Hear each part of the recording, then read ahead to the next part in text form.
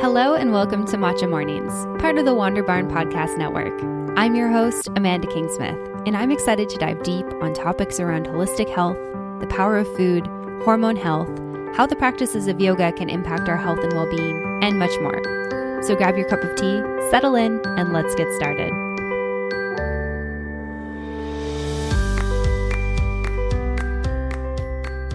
Hello, everyone, and welcome back to another episode of Matcha Mornings. I am so excited that you've decided to join me for today's episode of the show. And today is going to be a really fun solo episode. On the last episode of the podcast, you heard from Michelle Coleman, a dear friend of mine, all about the medical medium protocol. Anthony William has done an amazing job building out resources for us on how to live healthier and how to eat healthier. And one of the things that Michelle mentioned in our interview was a book called Life-Changing Foods. And if you listen through to the whole episode, I actually mentioned that I purchased the book after I interviewed Michelle, and I have gotten so much great value out of it. And like she talks about in the episode, it's definitely the type of book where I pick it up and I put it down and I use the search feature on my Kindle a ton to find different foods that are appropriate for whatever's going on in my body. And I just recently read a chapter called Fertility and Our Future, and I just feel like everything that Anthony William talks about is so interconnected with hormones. And so I wanted to share this chapter with you today, as well as some of the foods that he mentions in this book that are really great for our fertility, as well as for hormone balancing. So this is a chapter in one of the later parts of the book. According to my Kindle, it is about 60% into the book. And again, it's called Fertility and Our Future. And so the chapter goes like this. When we're young, we so often picture ourselves having children when we grow up. As the years pass, we start to hear it from others. When you have a daughter of your own, ... or this will be a story to tell your son someday. We're brought up to see the family unit of parents plus kids as a given. It becomes an expectation, one that comes from both ourselves and others. So if it happens that as an adult, you decide that you would like to start a family and then pregnancy becomes problematic, it can feel devastating on so many levels. At the foundation, there's that concept that's ingrained about what a family looks like, and suddenly this foundation is shaken.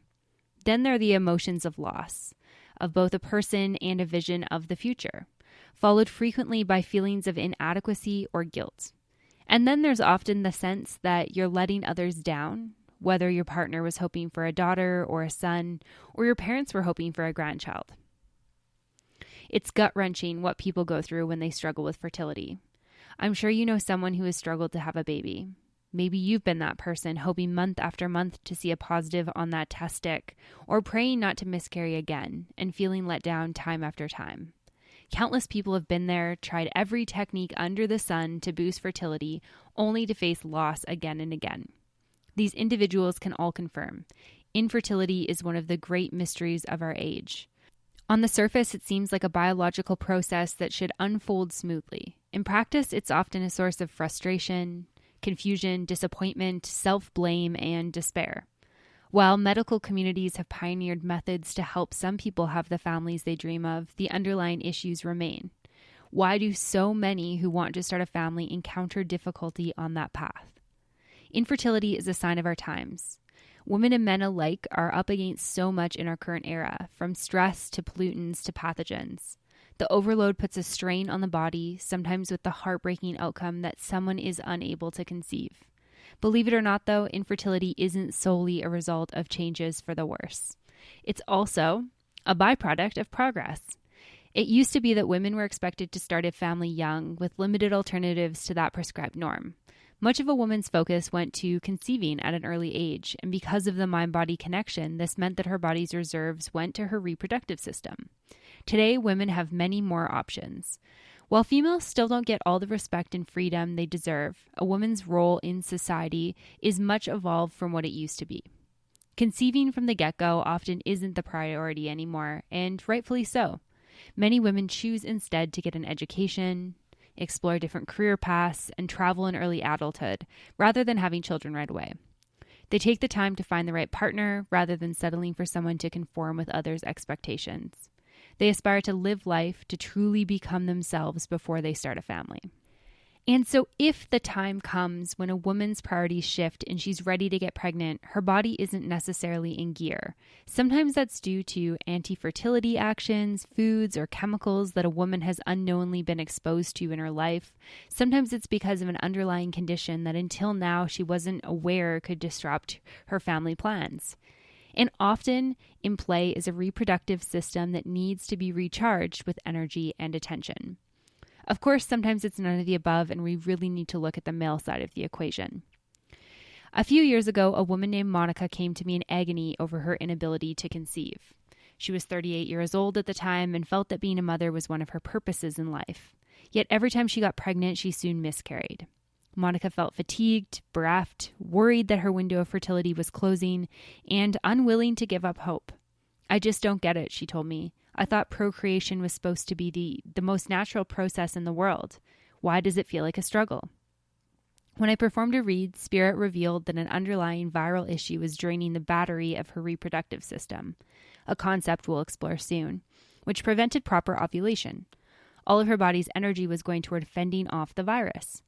Before she could be in the best possible shape to carry a baby to term, she had to heal and redirect her body's resources to her reproductive system. Following the guidelines in this chapter, Monica finally gave birth to a healthy boy 1 year later, and then 3 years later, a girl. With the proper care for her reproductive system, she saw her vision of motherhood through to reality. The time has come for more people to experience healing like Monica's, to connect our society's progress with a true understanding of how fertility works. In this chapter, we'll cover all of the above, including principles of how a woman's reproductive system operates that are still unknown to science, as well as how to give your body the optimal care it craves for the best chance of delivering a healthy baby. If you've gone everywhere and tried everything, there is still hope. Infertility is not something you brought upon yourself. It's not a punishment, judgment, or life sentence. Your aspiration to expand your family is not only natural, it's noble. Our survival as a species depends on caring and committed people like you to raise the new generations that will carry us into the future. The next section is called The Future of the Human Race, and it goes like this. It's imperative for the survival of the human race that the planet's infertility rates start to move in the opposite direction. That may come as a surprise. As I mentioned in the Save Yourself chapter, which we haven't covered on the podcast, but you could definitely read if you get this book yourself. It continues, you've probably heard that we're headed for a major population explosion. You may have drawn the conclusion that while infertility is heartbreaking on a personal level for the people it affects, it's not going to get in the way of world population numbers continuing to grow. Truth is, we're headed for a very different future than growth models predict. Right now, yes, the number of people on the earth just keeps getting bigger. We're getting close to a plateau, though, as infertility rates skyrocket. 40 years from now, a full 50% of women of childbearing age will be unable to have a baby. Overall population numbers will start to head south. If we're going to stay afloat through the challenges ahead, the time to understand and address the infertility situation is right now. The future doesn't have to be bleak. There are measures you can take to protect your reproductive health to ensure that there's a bright future ahead.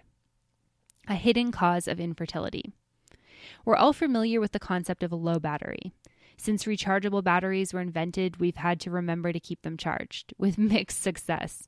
Has your phone ever run out of juice midway through a day of errands because you forgot to plug it in the night before? We've all been there, watching the little battery icon wane to a sliver of red, knowing that our technology was struggling to draw power and that before long it wouldn't function at all, unless we charged it up again. If the human body came with an indicator light, most women with infertility issues would see a low power warning. That's because a woman's reproductive system is like a battery. The proper care, forethought, and attention are required to charge it up and get it working at full strength. If you're a woman struggling with infertility, there's a good chance that your reproductive system needs a recharge. Many women who've been trying to get pregnant for any period of time tell me that they pay loads of attention to their reproductive system, so their batteries should work at full strength. They eat well, keep track of their cycles, employ positive visualization, the whole 9 yards. I always tell these women that these are excellent steps to take. They just need to know some secrets about how the reproductive system works in order to take their efforts to the next level. The next section is called Operating on Low Battery, and it goes like this. First, it's important to understand how the reproductive system becomes drained. The major factor is birth control. These days, many women are on birth control medication with the hope of avoiding unwanted pregnancies until they're in a place in life when they're ready to conceive. As I said at the beginning of the chapter, it is, of course, a vital advancement in society for women to have the liberation to choose how they want their lives to unfold. You just need to be aware that if you've been on birth control, your body has learned to divert resources away from your reproductive system. Some women may start taking the pill or whichever form of contraceptive medication in early high school and continue on through the end of their 20s or beyond.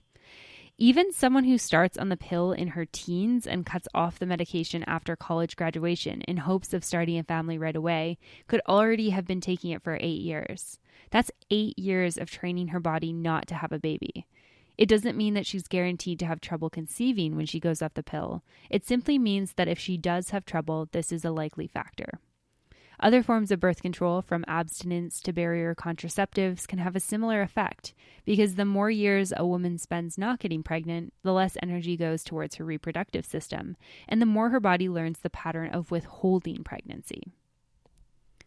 Of course, low battery doesn't mean no battery. Plenty of women can attest that they've conceived when they were actively trying to avoid pregnancy. This isn't to say that women should not put off having children, not at all. It's just important to understand that when making the transition from avoiding pregnancy to trying for it, the body may need some time and maintenance to adjust. Recharging the reproductive battery. Have you ever left a car sitting in the driveway for a little too long? Life was busy, or maybe you were away, and when you finally got a chance to get back behind the wheel and turn the key, you could hear the engine sputter as if it struggled to draw power from the battery. That's because, as we all know, a car needs time on the road for the alternator to keep the battery charged. Once you finally got the engine started, maybe with a jump start, the only thing the car probably needed was a good long drive and then consistent road time afterwards to get it back in working order. Through the workings of a woman's body, especially her reproductive system, are of course much more intricate and enigmatic than those of an automobile. The mentality of maintenance is the same one to bring to your quest for fertility. A woman's reproductive system has a soul of its own, with its own set of needs. In addition to avoiding certain antifertility factors, bringing in a variety of life-giving, fertility-enhancing foods, and tapping into spiritual techniques, all of which I'll discuss later in this chapter, a critical piece of how to send your body the message that you're ready to have a baby is to learn how to consciously rewire so you're ready to form a new life. This is different from dwelling on your desire to conceive. It's also not the same as the meditation you'll find at the end of this chapter. This is about physically making that mind-body connection so your body learns that it's time to start devoting resources to every last part of your reproductive system to get it back in working order. Here's the exercise. Imagine you're plugging a cord into your reproductive system to charge. Picture every last part of your reproductive system, from your uterus to your fallopian tubes to your ovaries, drawing power from this energy source. It may sound simple or abstract, and yet it's very potent and real. In this day and age, our bodies are highly attuned to technology. Our eyes stare at screens from morning to night, gadgets wrapped around our wrists track our every movement, and our phones are always at our fingertips. From this nonstop exposure, our bodies truly connect to the concept of being plugged in. The key is to perform the exercise regularly to make it part of your daily routine. If you have a normal schedule for plugging in your phone, perhaps every night before bed, follow the same routine for visualizing your physical recharge. If you and your partner are struggling with infertility, if you've both visited the doctor and can't find any reason behind your difficulties, this technique combined with the other healing tips in this chapter could be the element that turns it all around. Men and fertility is the next section, and it goes like this. To boost male fertility, it's all about getting back to basics. There are no magic bullets in this department, nor will an overly complicated approach help. Instead, you want to focus on the following simple steps to boost sperm count and motility. First, it's important for men to lower their mercury levels. Mercury in the system is a huge reason why men's fertility drops. So if you're a man who's trying to start a family, it's important to add Hawaiian spirulina, frozen wild blueberries, cilantro, garlic, barley grass juice extract powder, and Atlantic sea vegetables such as dulse to your routine. I'm not just talking about a little of each here and there. You want to make this a daily protocol for a prolonged diet. Also, the same diet that promotes female fertility promotes male fertility, so men should take care to bring in an abundance of the holy four foods. And the anti-fertility foods and chemicals listed below are just as important for men to avoid as women.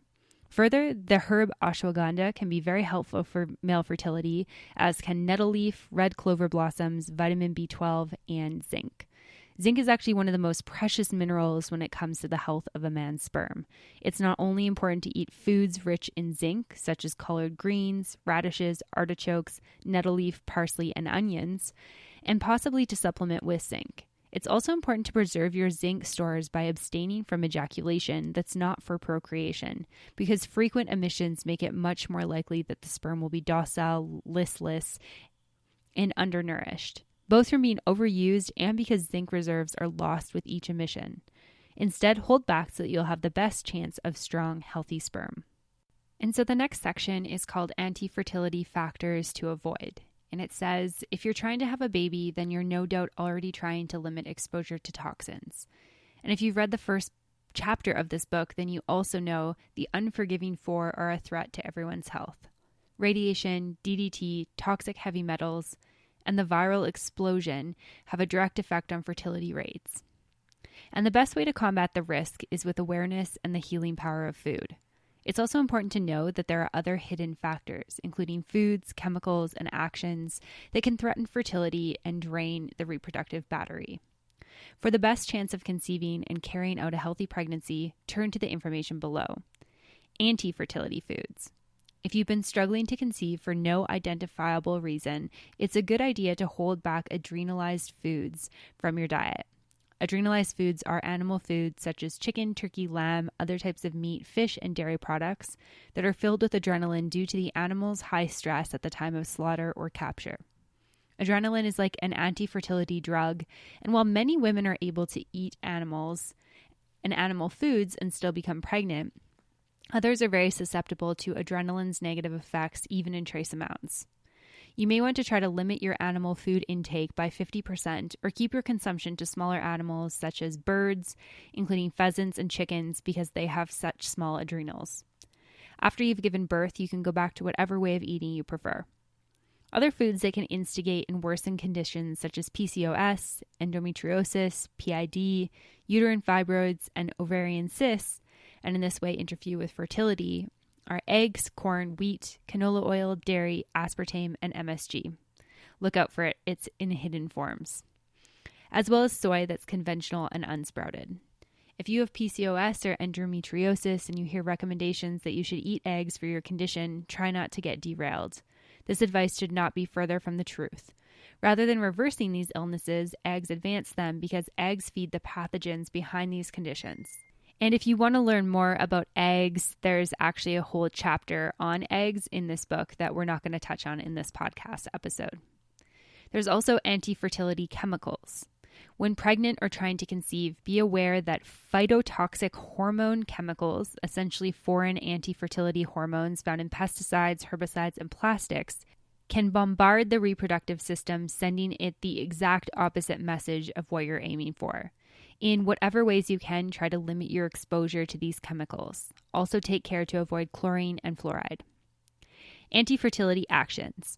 As I mentioned earlier in the chapter, spending years not wanting a baby or searching for and not finding the right mate, and in the process taking measures to prevent pregnancy, can sometimes mean that the body becomes trained not to conceive. So if that's been your mindset in the past and now you'd like to have a baby, you may need to take active measures such as the recharging exercise above to recondition your reproductive system for fertility. Another major factor in women's struggles to have children is an overabundance of stress. Not only do adrenalized foods pose a problem, the excess adrenaline that the body produces when someone is under a lot of pressure can interfere with the reproductive system as well. That's because your body wants to protect you. If you undergo emotional upheaval or another form of extreme stress, your body's instinct is to prevent a baby from putting more stress on your body.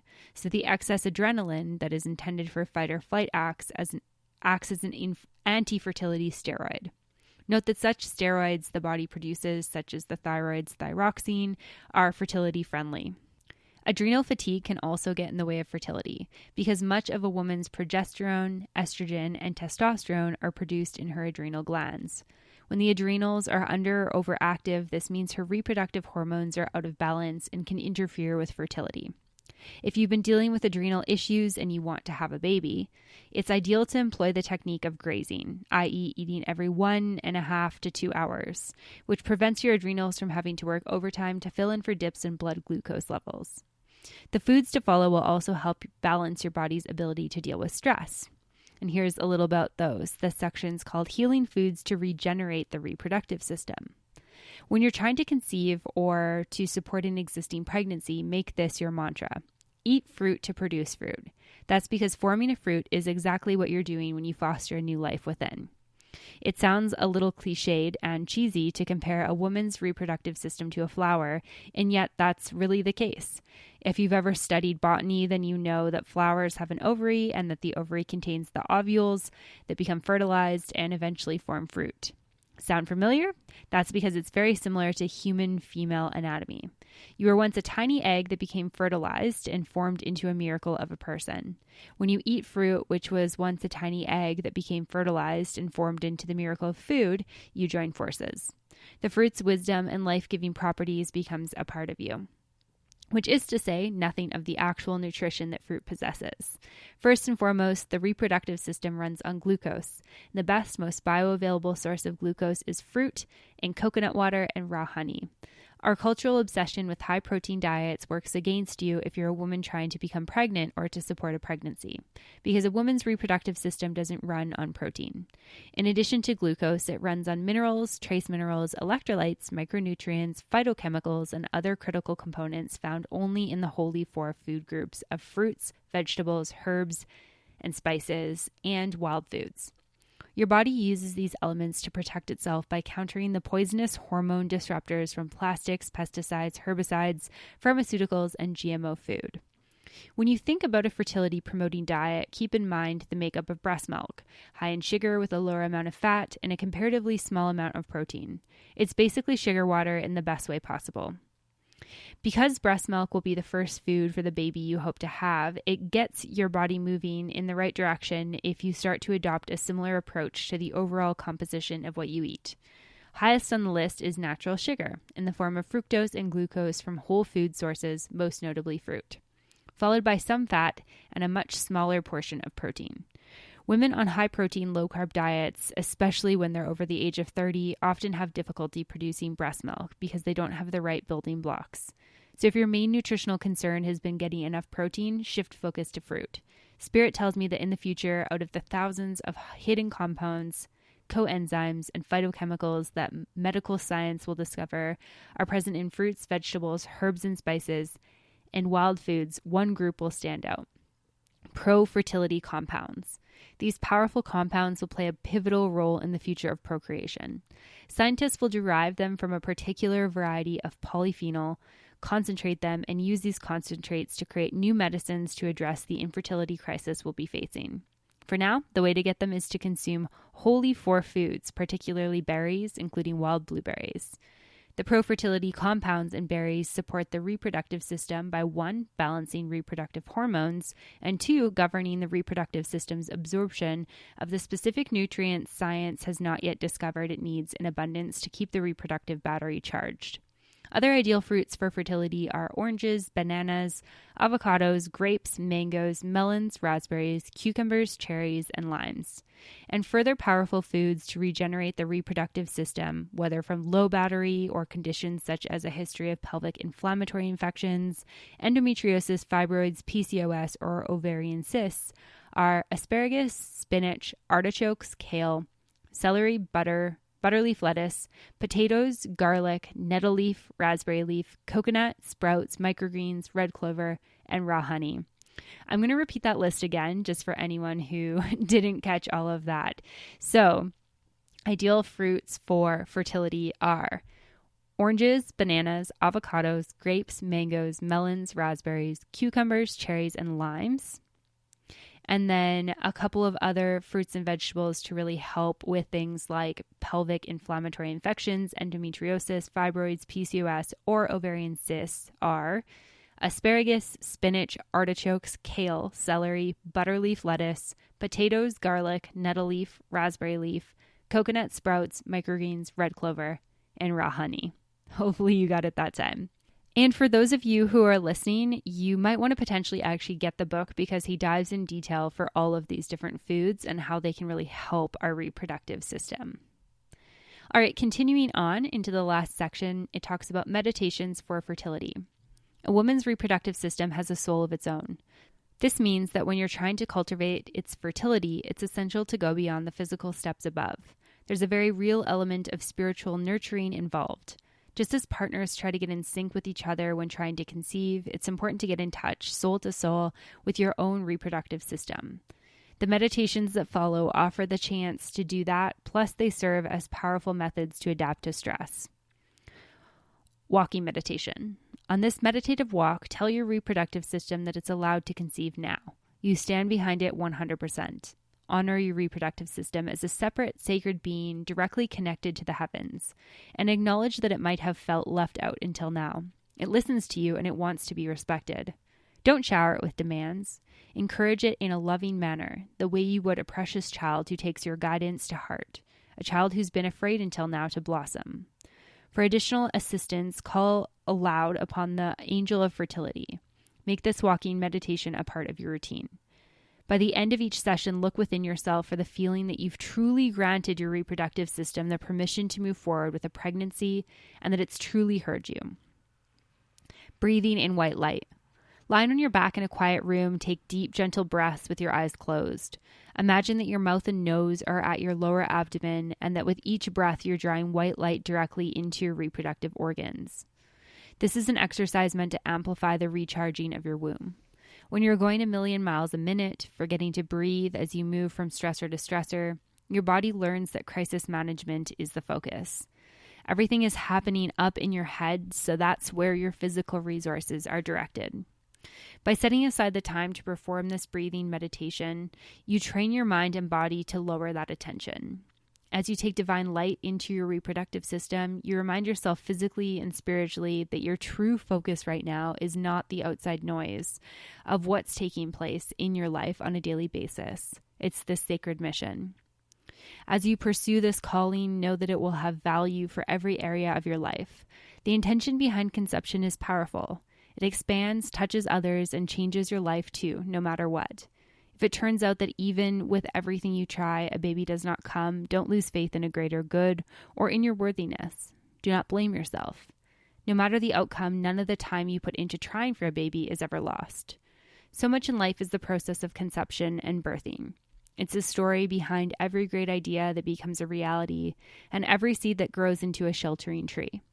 That energy you put into the hope for new life will shift and go into creating something else new and beautiful in our world. Whenever you make new life your focus, you bring yourself into divine alignment and you make a difference on this earth.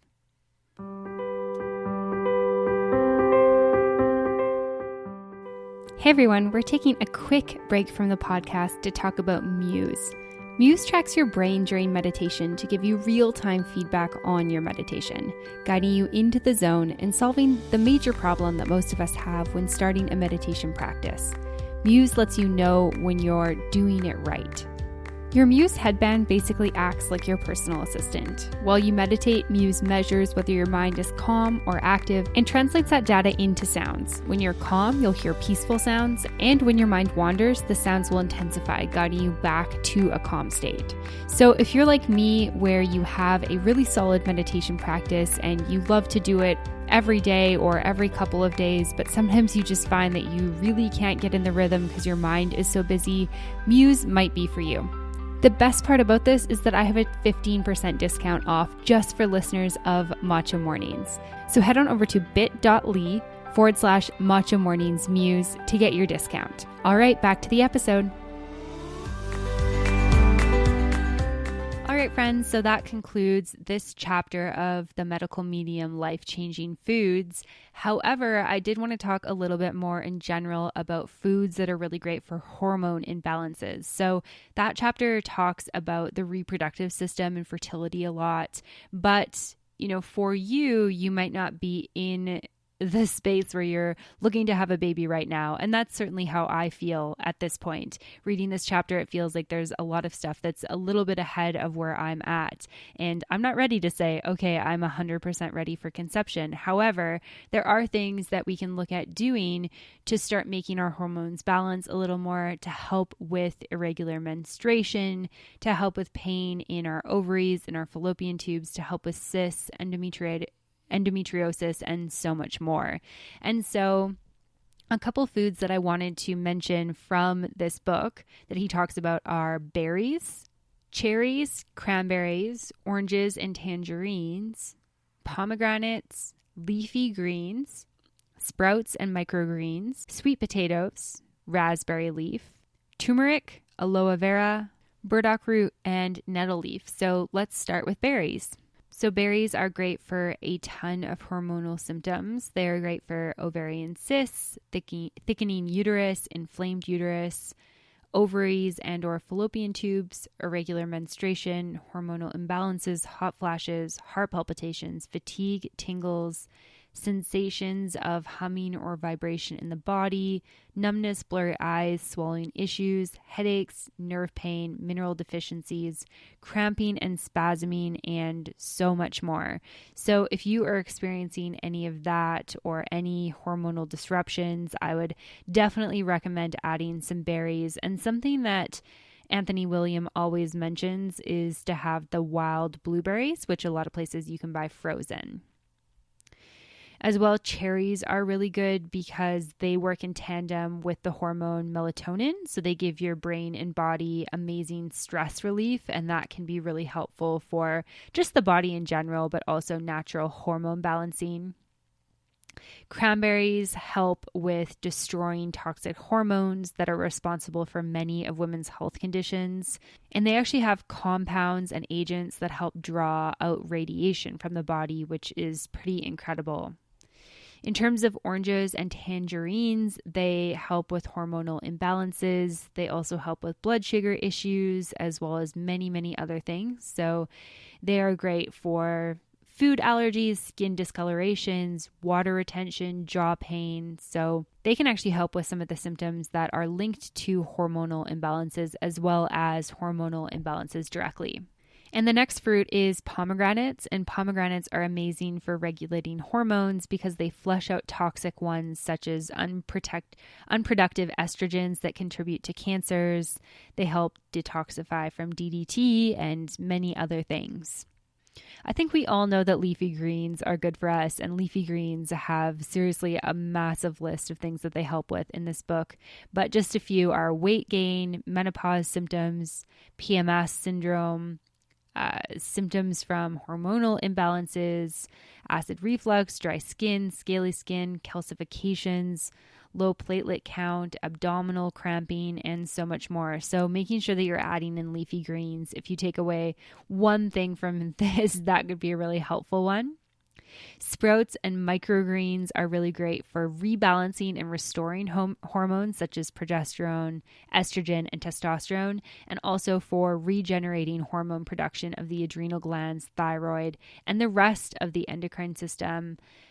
So sprouts and microgreens are something to really look in. They can really help with regenerating the adrenal glands, especially after a woman has given birth. All right, so the next vegetable is sweet potatoes, and sweet potatoes and potatoes in general actually have a lot of really amazing properties. So one thing that's really interesting is I always heard like, don't eat potatoes because potatoes are just a starchy, empty carb. And so I had stopped eating potatoes for a while, and then I heard that yams and sweet potatoes were really good for you and had kind of put those back in my diet.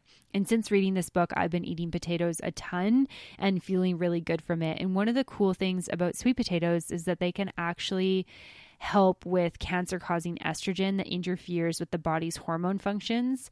And these are the types of estrogens that come from plastics, pharmaceuticals, food, and other environmental toxins. So they can be a really, really great vegetable to add in.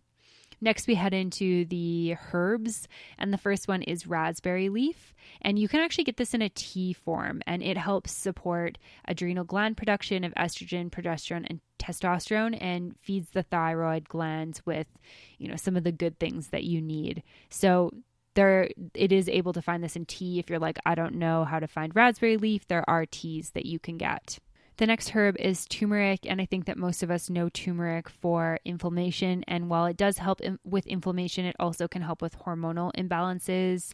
And something like a turmeric milk latte can be a really great option instead of coffee if you're dealing with hormone issues and hormone imbalancing. With regards to aloe vera, it can also help with a lot of things having to do with the liver, but also the hormone imbalances, as well as low hydrochloric acid, which can end up leading to you not having the greatest digestion. So we need hydrochloric acid for our digestive system to run properly. The next couple that we're going to talk about is burdock root and nettle leaf. So burdock root helps to remove toxic hormones that might have come from outside sources such as metals, plastics, herbicides, fungicides, and it gives the liver a chance to breathe. So if you listen to the episode with Michelle from 2 weeks ago, the last episode of this podcast, then you would have heard her talking a lot about the liver. And that's where a lot of Anthony Williams' work comes from, is talking about the liver and the celery juice and the lemon water. And a lot of the things that he encourages are to help the liver to function properly. And so burdock root will do that as well. And the liver is a really key organ in terms of hormone function, because the liver is responsible for basically clearing out toxins. And so if we have a lot of toxic hormones in our bodies from things like the metals, plastics, herbicides, fungicides, makeup that has chemicals in it, or, maybe other things that you're taking in your body, then it becomes more challenging for the liver to clear these things out, and it gets really bogged down. And so being able to encourage good liver production and good liver health is really important. So the final one is nettle leaf, and nettle leaf is really helpful for producing the reproductive hormones. So for my mamas out there, or my soon-to-be mamas out there, anyone who's looking to get their reproductive health going or start looking towards conception, nettle leaf is an amazing herb for that. And the final one we're going to talk about, which I can't remember if I said at the beginning or not that we were going to talk about, is red clover. And red clover, again, helps with the sluggish liver. It can also help with things like diarrhea, loose stools, constipation. And these things can be really tied into hormonal imbalances and PMS symptoms, as well as red clover will actually help with those. So the hormonal imbalances, the PMS symptoms, menopause symptoms, food allergies, etc., etc. There are tons of things that it can help with. And so that is the last food mentioned in this book. Of course, there are lots of other fruits, vegetables, herbs that can be really helpful for hormone imbalances, but those are some of the key ones that are in this resource. And if you are listening to this and you're like, I really need to dive into this a little bit more, I want to learn more about these different foods and dive into what's right for me based on my situation, I'll put a link for that in the show notes. It'll be over at wanderbarn.com. Or you can just head on over to Amazon or go to your local bookstore and just find Anthony William, Medical Medium, Life-Changing Foods. Seriously, this is an amazing book. I really love it. I feel like it ties so well into all the work that I've been doing around hormones. And I hope that you have enjoyed this episode, that you've learned a little bit. And I will see you next time. Bye for now. Thanks so much for listening to this episode of Matcha Mornings. To find links mentioned in this episode, show notes, photos, and more, head on over to wanderbarn.com/podcast/matcha-mornings. To be the first to know about brand new episodes of Matcha Mornings, subscribe on your podcast app. If you enjoyed this episode of the show, please leave a review or send me an email at wanderbarn@gmail.com with the subject line Matcha Mornings. To follow along with me, Amanda Kingsmith, you can find me on Instagram at Amanda Kingsmith to learn more about other fun projects I'm working on. To find more great podcasts like this one on topics such as travel, the business of yoga, cryptocurrency, and more, head on over to wanderbarn.com.